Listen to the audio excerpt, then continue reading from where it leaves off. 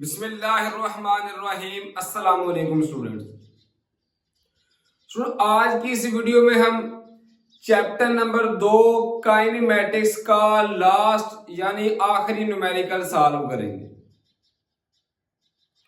आखिरी न्यूमेरिकल की स्टेटमेंट है, एक क्रिकेट बॉल को ऐसे हिट लगाई गई है कि वो हवा में सीधा ऊपर की तरफ चला गया। इस तरह हिट लगाई, सीधा ऊपर की तरफ चला गया। एक मुशाहिदा करने वाले ने नोट किया कि अपने बुलंद तरीन नुक्ते तक पहुंचने में 3 सेकंड लगे।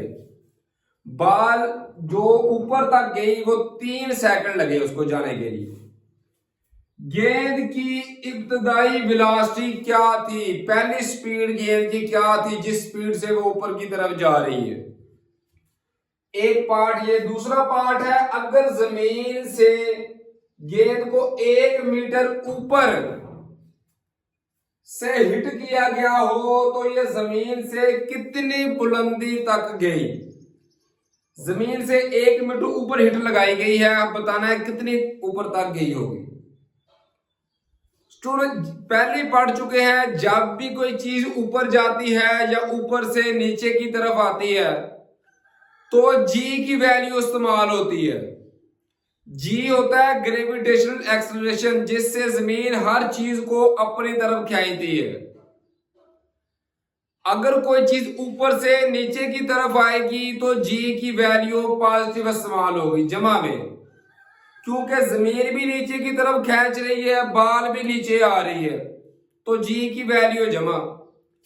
अगर बाल ऊपर की तरफ जा रही है लेकिन हमें पता है जमीन अपनी तरफ खींचती है, तो जी की वैल्यू क्या हम इस्तेमाल करेंगे, माइनस, क्योंकि बाल ऊपर की तरफ जा रही है, जमीन अपनी तरफ खींच रही है। उल्ट हो गए दोनों, तो जी की वैल्यू माइनस इस्तेमाल करेंगे। अब इसको हल करना शुरू करते हैं। तो देखें कितने सेकंड लगे, 3 सेकंड लगे। तो पहले तो लिखेंगे वक्त, जो जो चीज हमें पता होगी वो लिख लेंगे। एक तो वक्त दिया गया है जिसको टी से जाहिर करते हैं, इसकी वैल्यू है 3 सेकंड। दूसरा है स्टूडेंट जी, चूंकि बाल ऊपर की तरफ जा रही है इसलिए ये होगी -9 -10 मीटर फी सेकंड स्क्वायर होगी। अब हमने करना क्या है, गेंद की इब्तदाई वेलोसिटी मालूम करनी है। इब्तदाई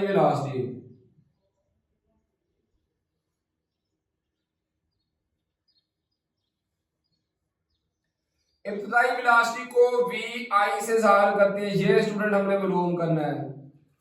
उसके अलावा अगर गेंद जमीन से 1 मीटर ऊपर से हिट किया गया हो, अब जमीन की हाइट भी हमने मालूम करनी है कि कितनी बुलंदी तक हो गया है, तो बुलंदी हमने क्या करनी है वो भी मालूम करनी है।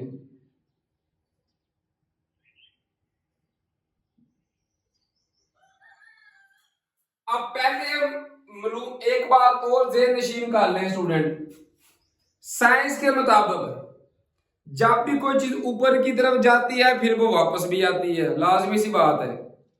जब चीज ऊपर जाती है ना अपने आखिरी पॉइंट तक, तो साइंस के बकौल सेकंड के 1000वें हिस्से के लिए वो थोड़ी सी देर उधर खड़ी होती है। जब भी कोई चीज जाती है ऊपर, थोड़ा सेकंड के 1000वें हिस्से के लिए खड़ी होती है, फिर वापस आना शुरू होती है। जब वो आखिरी पॉइंट पर सेकंड के 1000वें हिस्से के लिए खड़ी होती है तो खड़ी हो गई ना, रेस्ट की हालत में आ गई। इसका मतलब है कि आखिरी वेलोसिटी उसकी क्या होगी, 0। तो हम लिखेंगे आखिरी वेलोसिटी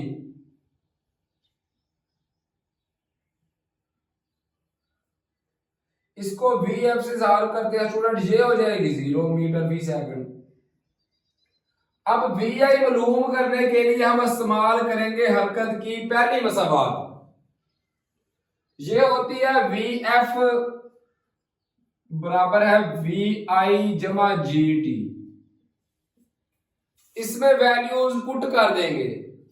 वी एफ की वैल्यू कितनी है 0 बराबर है वी आई हमने मालूम करना, ये ऐसे ही आ गया जमा जी की वैल्यू है -10 और टी की वैल्यू स्टूडेंट कितनी है 3। 0 बराबर है वी आई जमा माइनस हो गया -3 जब 10 किया तो ये हो गया 30। अब -30 है तो दूसरी तरफ जाकर ये हो जाएगा जमा 30, तो यहां से वी आई की वैल्यू हमारे पास आ सकती है 30 और वी आई का हमारे पास यूनिट होता है मीटर फी सेकंड। इस तरह ये हमारे पास आगे स्टूडेंट इब्तदाई वेलोसिटी जो हमने मालूम करनी थी। इसी तरीके के साथ अब हमने मालूम करनी है हाइट कितनी बुलंदी तक गया है। उसके लिए स्टूडेंट हम हरकत की दूसरी मसावात को पुट कर सकते हैं। हरकत की दूसरी मसावात थी एच बराबर है वी आई टी जमा 1/2 जी टी स्क्वायर। यहां पे वैल्यूज पुट कर देंगे। वी आई की वैल्यू कितनी अभी हमने निकाली है, ये आ गई 30। टी की वैल्यू थी हमारे पास टाइम 3, ये देखें ये का टाइम 3 जमा 1/2 जी की वैल्यू थी -10 और टी की वैल्यू कितनी थी 3, तो 3 का स्क्वायर आ जाएगा। 30 तरफ 3 किया स्टूडेंट तो ये आ गया 90 प्लस माइनस माइनस, ये देखिए 2 एकम 2 2 5 10। अब 3 का स्क्वायर लेंगे 3 जरब 3 तो ये आ गया 9 9 जरब 5 किया तो ये स्टूडेंट आ गया 45। अब 90 माइनस 45 किया तो ये आ गया 45। ये हमारे पास बुलंदी आ गई जितनी बुलंदी तक गया है। अब करना क्या है, उसने कहा गेंद जमीन से 1 मीटर ऊपर की तरफ थी, टोटल बुलंदी कितनी आ गई 45। एक ऊपर था तो ऊपर से भी एक ज्यादा हो जाएगा, तो इस तरह इसमें एक जमा कर लेंगे तो हमारे पास हाइट आएगी 45, तो आ गया जवाब जमा जो 1 मीटर ऊंचा था वो आ गया। इस तरह इसका आंसर आ गया 40 मीटर। ये हमारे पास एच की वैल्यू आ गई हाइट जो हमने मालूम करनी थी। उम्मीद है कि ये लास्ट न्यूमेरिकल भी आप लोगों को इजी समझ आ गया होगा। अब हम चलते हैं थर्ड चैप्टर के न्यूमेरिकल की तरफ।